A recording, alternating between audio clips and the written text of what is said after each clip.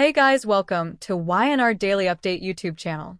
Today's topics: in a town that lives on rumor and caches and on spectacle, silence can be the loudest move a player makes. When Diane Jenkins Abbott stepped back from Gen City's relentless glare, the decision looked personnel and exhausted woman choosing breath over battle. At the timing and the ripples it sent through boardrooms and living rooms alike suggested something more deliberate, almost surgical. She had watched Jab ride a bull market of trends while predators circled their legacy formulas and their next-generation patents, and she had felt the floorboards shift underfoot. A suspicious transfer here, an inexplicable invoice there, a Luxembourg holding company with no employees and perfect stationery. The email that finally snapped everything into focus didn't scream, it whispered. A routine regulatory query about a dormant European subsidiary asked for documentation no one at Jabat could produce. And attached to it was a purchase order key to Electrum Syndicate, a name that belonged to no vendor in the system, but had already siphoned consulting fees across 3 currencies. Subscribe our channel for more latest update. Den recognized the shape of a Trojan horse. It was the kind of slow, bloodless theft corporate raiders prefer because no one notices until the crown jewels are already in a different vault. She did not stage a press conference or call a board vote. She booked a flight, left Jack a note with more reassurance than detail, and stepped into the quiet where real work gets done. Back home, the vacuum did what vacuums do. It sucked in heat, light, and opinion. Kyle still stung by the last round of family skirmishes, and yet itching to prove he could lead beyond the shadows of the people who raised him read Diane's absence as both insult and opportunity. Ashley returned from her own fronts with a chemist's precision and a sister's and patience, asking the kind of questions that turn kitchens into courtrooms. Who knew what? When? Who authorized the consulting contracts? Why governance feels optional, or Abbott named Jack Billy drifting between inspiration and volatility pitch solutions with the breathless certainty of a man who sees only end games, not collateral. Jill took one look and began working the phones like a symphony conductor. Bankers here, regulators there, one old ally who still owed her a favor in Brussels. And over all of it hovered Victor Newman, the weather system that makes umbrellas tremble, a kindly offer of a stabilizing investment, terms polite enough to pass a dinner table and ruthless enough to outlive dessert. None of them knew exactly what Diane was chasing, only that she was suddenly the axis. Their argument spun around proof that in Genu City, absence is power if you've earned it. On the softer edges of the storm, the stakes were smaller and therefore sharper. Harrison perceptive in the way children are when the energy of a house shifts and the grown-ups talk in careful voices, ask direct questions no adult wanted to answer directly. Claire Grace Newman, building a new life molecule by molecule after a past that would crush most adults, stepped into the breach die and left with the unshow competence of someone who knows redemption is a daily chore. She color-coded Harrison's school calendar, learned who on the Jabbit staff, kept an extra set of lab keys just in case, and started connecting dots no one had bothered to line up because they weren't dramatic enough for a teaser trailer. An invoice routed through Olivet Maritime, SARL, a shipping shell that existed mostly on letterhead. Match dates with a Riviera trade show the fashion press calls a festival and corporate investigators call a bazaar. Claire slid the findings to Jack with a note that didn't boast. Just clarified the money trail intersects with nice. If Diane had gone looking for the leak, this is where the pipes would sing. Audrey Charles heard the same guitars Claire heard and decided to drown them out with drums. She had been running hot and fine ambition without a seatbelt, proximity to power without a harness, and the feeling of losing altitude turned her pragmatic cruelty up a notch. In her updated mythology, Claire was the reason her deals wobbled and her alliances curdled. Claire was the weak link, the unsprung trap, the girl who could be blamed without acrewing the kind of enemies who make lawyers richer. Olden Novak, whose relationship with Audra had always moved like a storm you keep thinking has passed until you see the next flash, stepped into her path with the kind of warning that doubles as a prophecy. Tread lightly with Claire because if certain truths surface, I'll go on with my life and you won't. The words sounded casual, even generous. The math behind them was not. Whatever he and Audra shared, Whispers point to a child that vanished into secrecy rather than a crime that courts might catalog could survive its exposure by shedding a skin. Subscribe our channel for more latest update. And who has built her fortune from story and smoke would find that kind of exposure corrosive at every layer. So she did what frightened people do when cornered. She swung at the nearest target and hoped the sound would distract the room. Meanwhile, Diane moved through Europe like a person who understands the difference between access and spectacle. Milan gave her a fashion pretext. Geneva provided a regulator who still owed Lauren Fenmore a favor. Nice. With its better restaurants and worse secrets, held the specific people whose signatures winked from the edges of those Electrum invoices. She did not arrive as a supplicant. She arrived with politely notarized questions and a velvet folder of Jabot's most boring documents, because the only way to detect a forged stitch is to know the original pattern down to the last thread. A mid-level auditor confirmed what Diane already suspected. Someone had been authorizing tiny pilot collaborations and IPScore services that in the aggregate amounted to a framework for stripping Jabot of next year's differentiators while leaving this year's product undisturbed. The architecture was elegant in the ruthless way hedge fund theft often is. A British Virgin Islands fundone owned a Luxembourg consultancy that serviced a Monaco family office that retained an Italian boutique whose in turn shadowed a Jabot process engineer via Zoom. The family office general partner hosted a reception in Nice for innovators redefining legacy brands RSVP only die and RSVPD. Back in Genoa City, the temperature rose and SEC letter arrived with the gentle tone bureaucracies use when they're holding a match.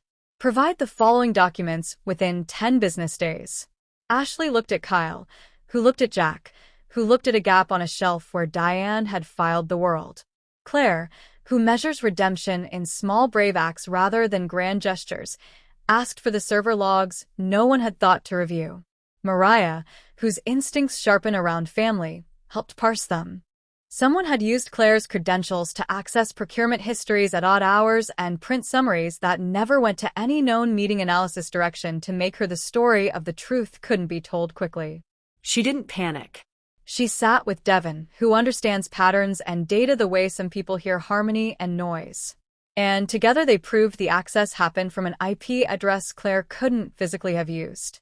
It was the kind of quietly heroic work soaps rarely spotlight and real companies rarely celebrate. It saved a life that wasn't in physical danger and therefore mattered even more. The midpoint turned on something small and human. Diane in a cafe, where the coffee was good and the Wi-Fi better, overheard a name that folded the plot in on itself.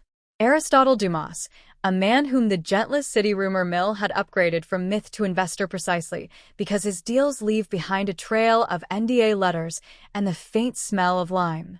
He was slated to keynote the nice reception.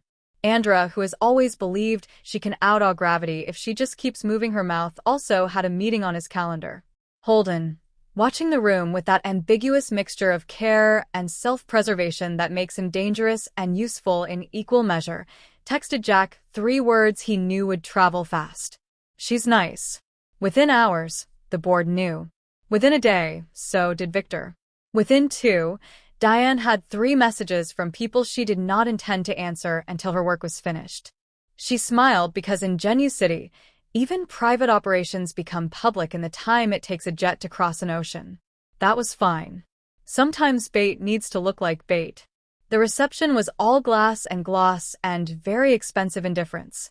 Dummies tan the way only sun and borrowed money can tan. A man narrated a future where legacy houses unlock dormant value by partnering with nimble third parties who understand tomorrow's consumer today. Audra hung on every sanitizing phrase. She could already see the press release and had mentally chosen the photo. Diane watched the room map itself. Which head of which family office spoke to which CT, or under which skylight. At the moment when applause gave the crowd permission to disguise business as small talk, she stepped into the gap between the myth and the man and introduced herself calmly. Diane Jenkins Abbott, co-CEO and head of product integrity at Jabat.